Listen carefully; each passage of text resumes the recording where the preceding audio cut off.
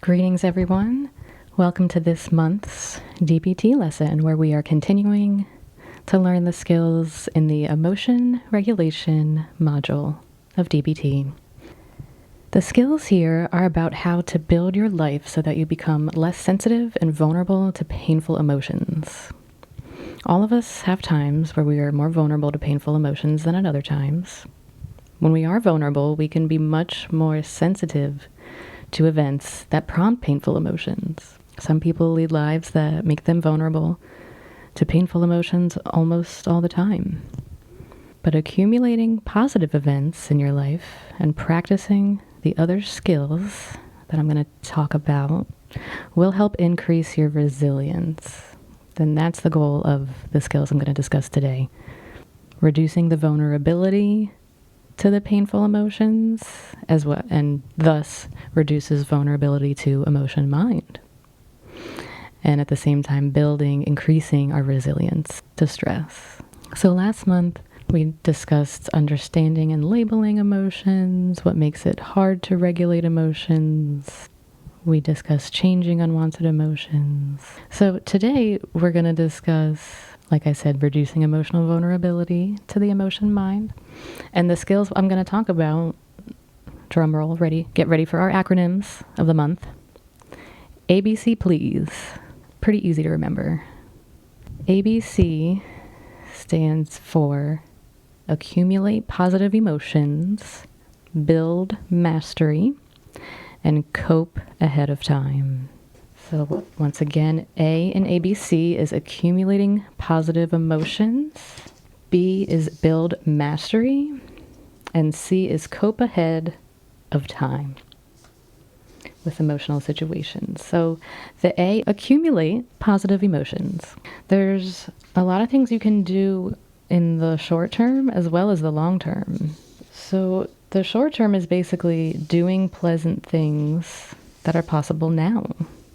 You can increase pleasant events that lead to positive emotions.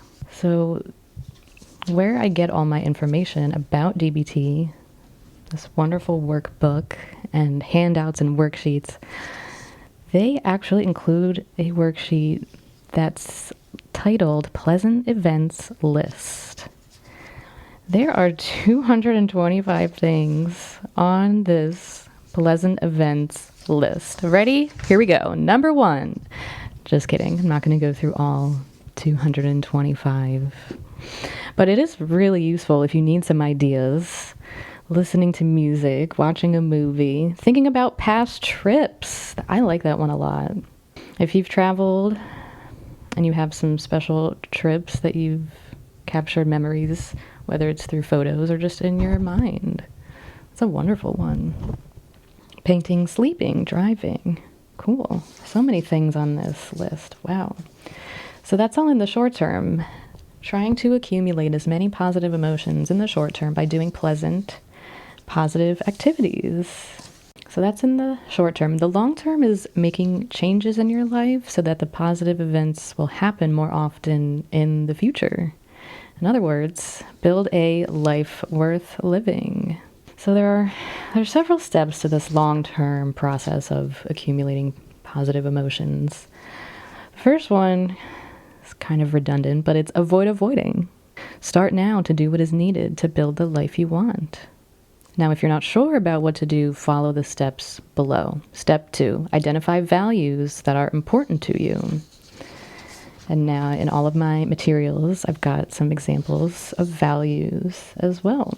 So being productive, being part of a group, treating others well, tending to relationships, whether it's repairing old relationships, reaching out for new ones, behaving respectfully, treating others with kindness, be a spiritual person, make room in your life for spirituality, be secure, live in secure and safe surroundings if you can, contribute to the larger community, have integrity. All those are examples of values, and really just identifying one value to work on right now. What is really important to me right now to work on in my life? That is step 3. Now, step 4, identify a few goals related to this value. What specific goals can I work on that will make this value part of my life? Examples could be get a job where I can do something useful, or be more active, keeping up with important tasks at home, or even find a volunteer job that will use skills I already have. Step 5, choose one goal to work on now. Do pros and cons if necessary to select a goal to work on. Step 6, identify small action steps towards your goal.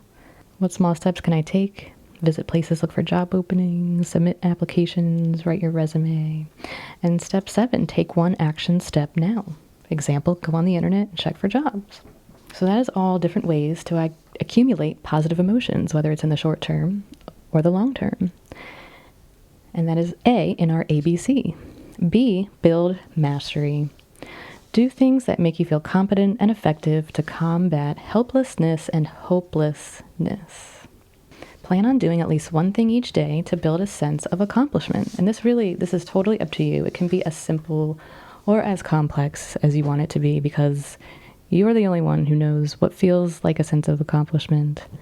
And it is really for no one else to judge. So plan on doing one thing each day to build a sense of accomplishment. Plan for success, not failure. You can do something difficult, but possible.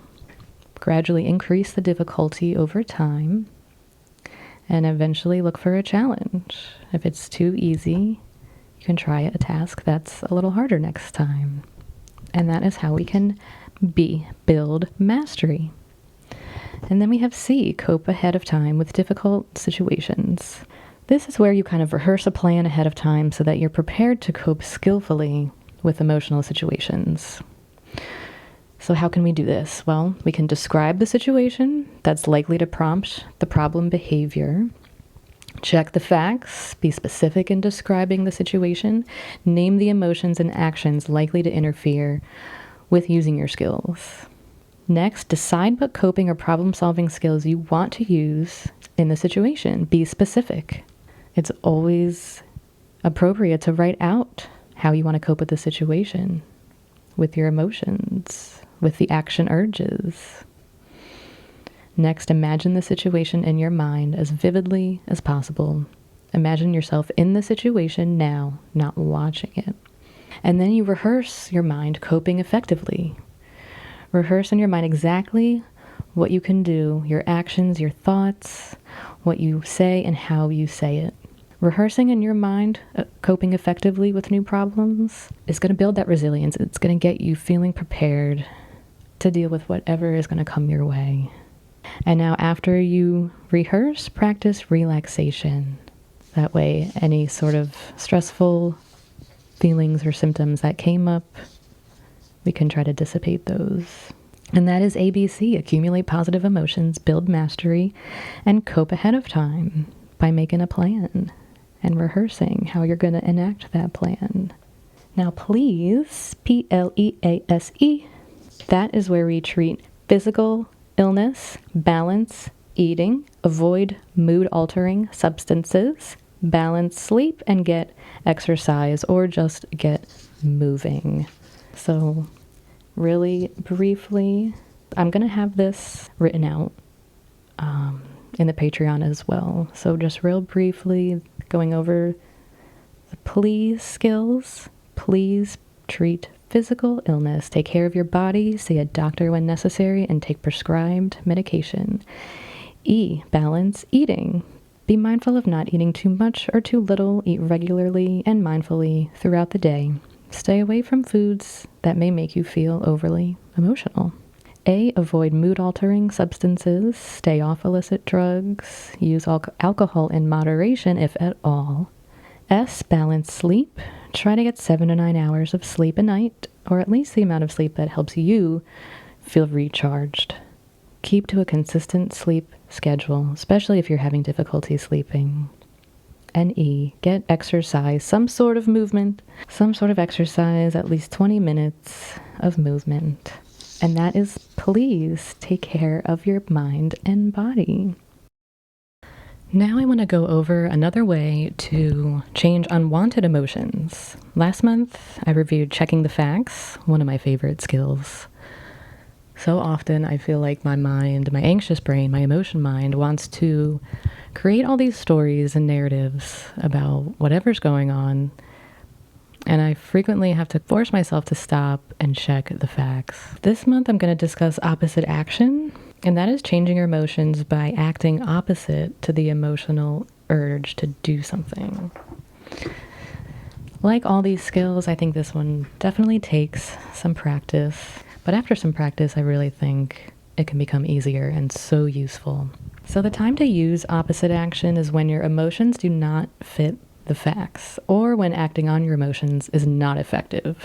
Every emotion has an action urge. I'll give you some examples. So for example, for the emotion of fear, that associated action urge is to run away or avoid, right?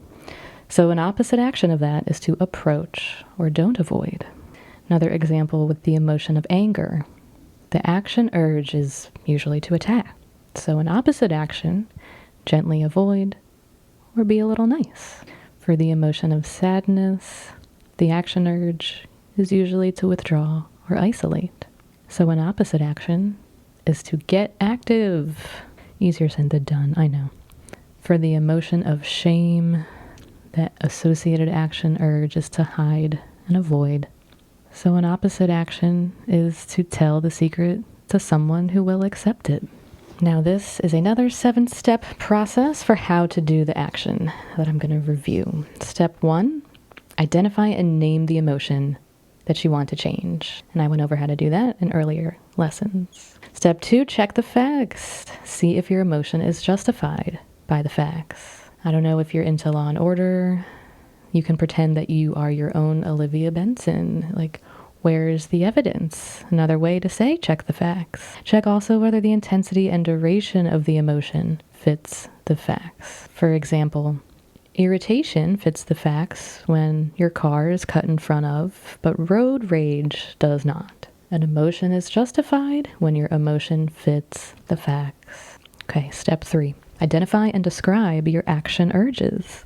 So those examples I gave earlier, running away, avoiding, attacking, withdrawing, isolating, hiding, or avoiding.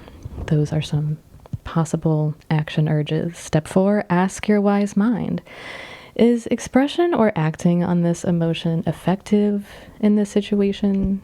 You really got to step back and kind of give yourself some time to answer that, I think. Which is fine. Please give yourself time. Never ever rush through these steps. Step 5, identify opposite actions to your action urges. And step 6, act opposite all the way to your action urges. And step 7, repeat acting opposite until your emotion changes. Seems pretty simple. All right. Well, I'm going to go over at least the emotions of fear and anger. And I'm going to go through step by step how you could potentially do some opposite acting on these. So, in terms of fear, fear fits the facts of a situation whenever there is a threat to your life or someone you care about, your health or someone you care about, or your well-being or that of someone you care about. Follow these suggestions when your fear is not justified by the facts or not effective. Do the opposite of your fearful action urges. For example, do what you are afraid of doing. Now, let me preface this and say that as long as it's going to keep you in your window of tolerance, right? We want to remain in our window of tolerance. If it's going to take us out of it, then we've got to do some other skills first. But if you are able to remain in your window of tolerance, do what you're afraid of doing over and over. Approach events, places, tasks, activities, and people you are afraid of. Do things to give yourself a sense of control and mastery over your fears. One of my biggest fears is public speaking, and it's why I don't really do it, but I know that if I did it more, it would not be as strong of a fear as it maybe is. Now, I'll admit it's not as severe as it was when I was in high school per se, but that fear is still, it's still there. So, all the way opposite actions for fear. Keep your eyes and ears open and focused on the feared event. Look around slowly and explore. Take in the information from the situation and make sure that you're safe. Notice you're safe and always remind yourself that you're physically and emotionally safe when you're exploring things, doing things that are taking you out of your comfort zone. Change your posture, keep a confident voice tone, keep your head and eyes up, your shoulders relaxed but back. Adopt an assertive body posture. You can even put your hands on your hips. Change your body chemistry. For example, do paced breathing by breathing in deeply and breathing out slowly. And those are some ways that you can do opposite actions for the emotion of fear. Another one that I feel like we are all afflicted by at one time or another, one time of the day or another, is anger. Anger fits the facts of a situation whenever an important goal is blocked, or a desired activity is interrupted or prevented, or you or someone you care about is attacked or hurt by others, you or someone you care about is insulted or threatened by others, or the integrity or status of your social group is offended or threatened. Then yeah, anger absolutely fits the facts of a situation. Now you can follow these suggestions when your anger is not justified by the facts or is not effective for you in that moment. Opposite of your angry action urges might be gently avoid the person that you're angry with rather than attacking. Take a time out and breathe in and out deeply and slowly. And then, of course, be kind rather than mean or insulting. Now, a few more all the way opposite actions for anger. Taking it a little further, you can imagine understanding, using empathy for the other person. Step into the other person's shoes. Try to see the situation from their point of view. And imagine really good reasons for what has happened. You can change your posture, unclench your hands with palms up and fingers relaxed, also known as willing hands. You can relax your chest and stomach muscles, unclench your teeth, relax your facial muscles, and do a half smile. And then, of course, change your body chemistry by doing some deep breathing, or maybe even some yoga or dancing, or light jogging, quick-paced walking, whatever you decide for some sort of activity that might help change your body chemistry. And so I hope those examples can help you figuring out opposite actions of fear and anger. You can certainly apply these to other emotions as well. But thank you so much for joining me today and hearing me discuss ABC Please, as well as opposite actions. All of these are wonderful skills to help you regulate your emotions. And if you're like me, where you didn't really have a lot of those tools growing up, it's okay. It's never too late to learn them, even in adulthood. So thank you so much, and as always, stay kind to yourself.